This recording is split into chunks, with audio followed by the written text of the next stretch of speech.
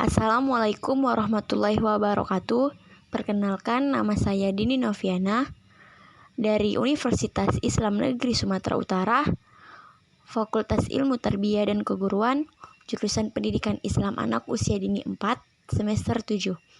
Di sini saya akan mempresentasikan makalah saya yang berjudul Kepemimpinan dan Manajemen di RA.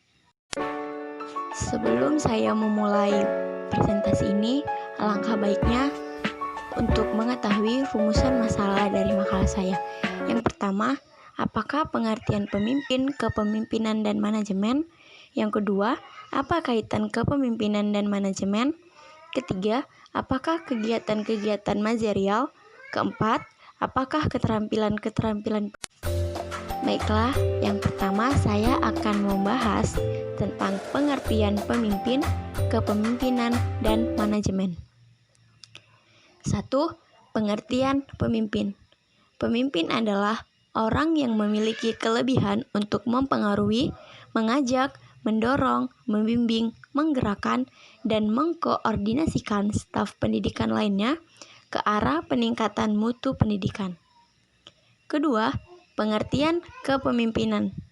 Kepemimpinan merupakan kemampuan untuk menggerakkan pelaksanaan pendidikan sehingga tujuan pendidikan yang telah ditetapkan dapat tercapai secara efektif dan efisien. Ketiga, pengertian manajemen. Manajemen menurut Hasibuan adalah ilmu dan seni mengatur pemanfaatan sumber daya manusia dan sumber lainnya secara efektif dan efisien untuk mencapai suatu tujuan tertentu. B. Kaitan kepemimpinan dan manajemen. Sesungguhnya dapatlah dikatakan bahwa manajemen tidak bisa dipisahkan dari kepemimpinan. Dan sebaliknya, dalam kaitan ini, berbicara tentang manajemen berarti berbicara tentang kepemimpinan. Karena pada saat pemimpin melaksanakan upaya memimpin, ia memanajemeni. Hubungan manajemen dan kepemimpinan antara lain, yang pertama, tempat manajemen dalam kepemimpinan. 2. Pemimpin dan manajemen. 3. Manajer dan manajemen. 4. Administrator dan manajemen dalam kepemimpinan. 5. Bawahan dan manajemen. 6. Manajemen dalam organisasi.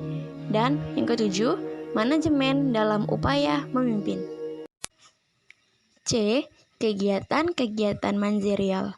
Menurut Fred Lutnas melakukan studi terhadap 450 manajer dan menemukan 4 aktivitas manajerial, yaitu yang pertama, manajemen tradisional, pengambilan keputusan, perencanaan, dan pengendalian. Kedua, komunikasi, pertukaran informasi rutin, dan pemrosesan dokumen. 3. Manajemen sumber daya manusia, memotivasi, mendisiplinkan, mengelola, konflik, staf, dan pelatihan.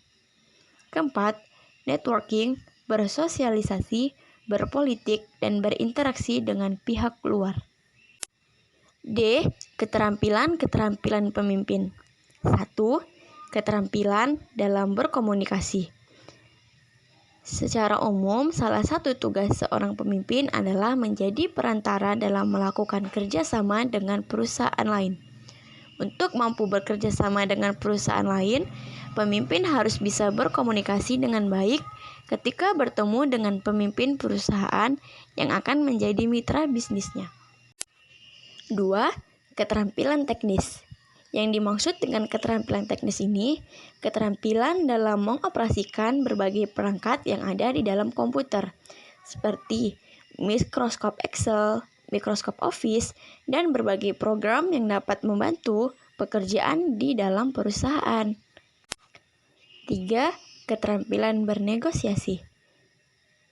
Dalam mendapatkan mitra bisnis tidak mudah, karena perusahaan lain mau bekerja sama dengan perusahaan jika perusahaan mampu meyakinkan perusahaan lain untuk menerima tawaran kerjasama, sehingga dibutuhkan seorang pemimpin untuk melakukan negosiasi. Jika seorang pemimpin tidak bisa melakukan keterampilan bernegosiasi, Bisa saja perusahaan akan kesulitan dalam mendapatkan mitra bisnis dan membuat perusahaan tidak dapat berkembang dengan baik. 4. Keterampilan konseptual.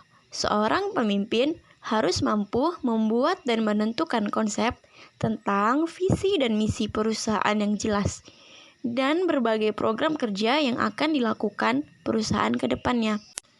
5. Keterampilan manajemen waktu.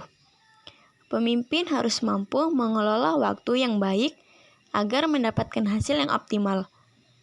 Kemampuan mengelola waktu di dalam perusahaan harus dimaksimalkan khusus dalam melakukan proyek perusahaan.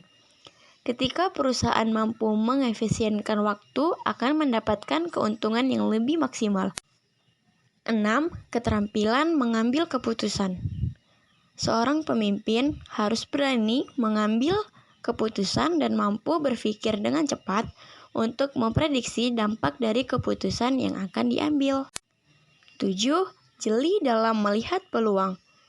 Pemimpin yang cerdas akan mampu melihat peluang yang dapat dimanfaatkan sebagai inovasi yang memberikan keuntungan bagi perusahaan. Kesimpulan dari presentasi makalah saya yaitu, kepemimpinan merupakan kemampuan yang dipunyai seseorang untuk mempengaruhi orang lain agar pekerja mencapai tujuan dan saran. Kepemimpinan juga bagian penting dari manajemen. Manajer itu berperilaku sebagai seorang pemimpin asalkan dia mampu mempengaruhi perilaku orang lain untuk mencapai tujuan tertentu. Tetapi seorang pemimpin belum tentu menyandang manajer untuk mempengaruhi perilaku orang lain. Sekianlah hasil dari presentasi makalah saya. Lebih dan kurangnya saya mohon maaf sebesar-besarnya.